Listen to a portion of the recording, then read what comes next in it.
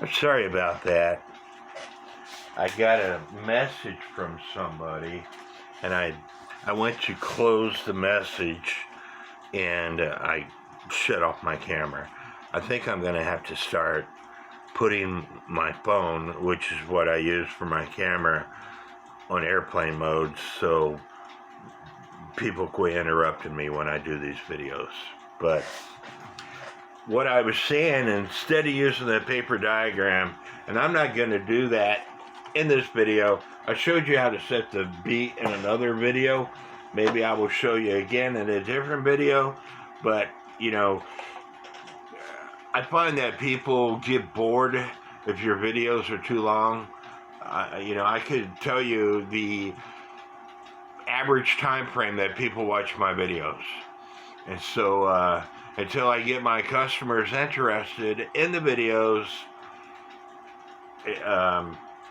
to watch them completely, it's kind of a waste of my time and your time in creating an hour-and-a-half long video or whatever. But what I was saying is, you take a non-permanent marker. Let's say I got this clock.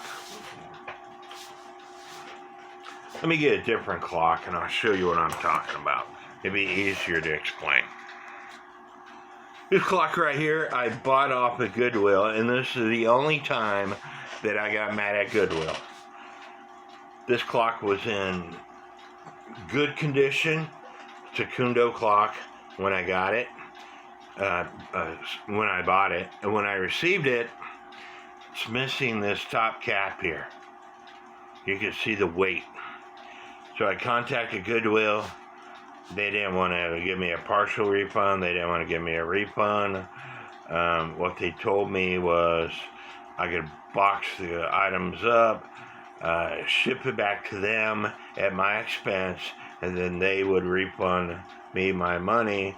And I told them I would rather keep the clocks. But anyway, what I'm saying is, when you go to set the beat, it doesn't matter which ball you choose, other than choosing one close to you. So I'm choosing this one right here. You got the thing settled down. It's settled. It ain't moving. You take a non-permanent marker and you mark on the base of this clock where all four balls are, and then maybe a dash, dash, dash, dash in the middle, which serves as the same thing as that diagram I just showed you. And then when you go to set the beat, you know, you turn the thing and you want the escapement wheel to be the pallet fork coming out of the escapement wheel, the opposite sides of the tape, wherever the tape is. Per their Oliver webpage and per the book, you have to have a little bit extra, and they say approximately ½ an inch, to compensate for the release of the wind. So again, take a non-permanent marker, make lines where these balls are as the clock is standing still, and then put dashes in between the balls as the clock is standing still. And then when you go to put the clock in beat, those lines and those dashes are going to help you identify where that piece of tape is at the time that the escapement wheel is being released. I hope this video helps. Again, I'm not going to finish this video with this 100-day clock with me putting it back together and putting it in beat. I might show you it working after I'm all done with it, but I hope this video helps. Please leave me comments on what you think, whether this helped you out or not. And again, please understand I'm not an expert in these clocks. I have over 300 clocks. I work on them myself. I got various types of clocks. This is just my bedroom alone.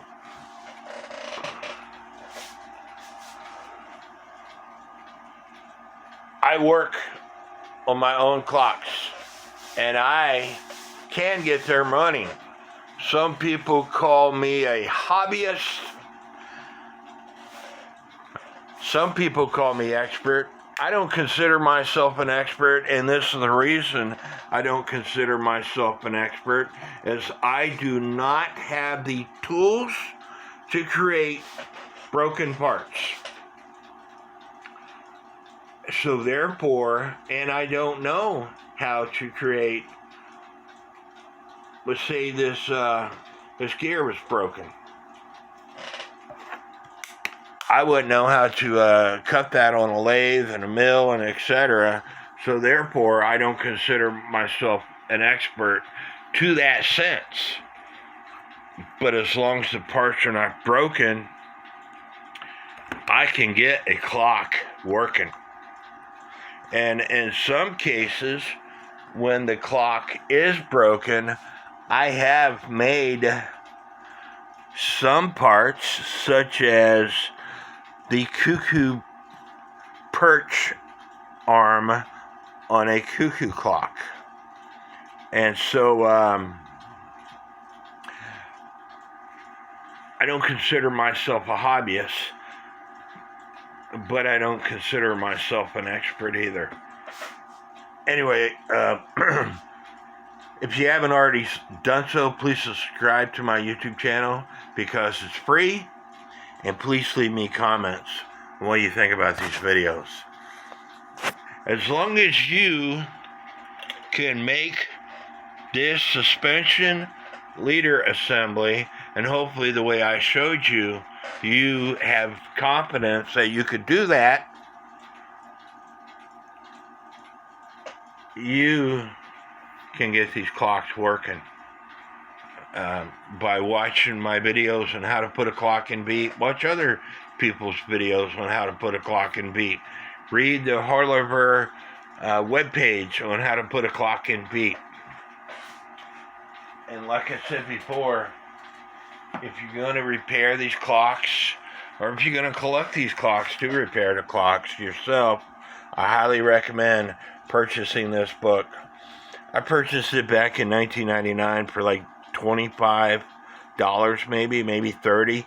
I'm sure they're up there in price now, but this is the only book that I recommend in repairing these clocks. A, because I haven't read any other books, and B, this, if you talk to people who work on these clocks,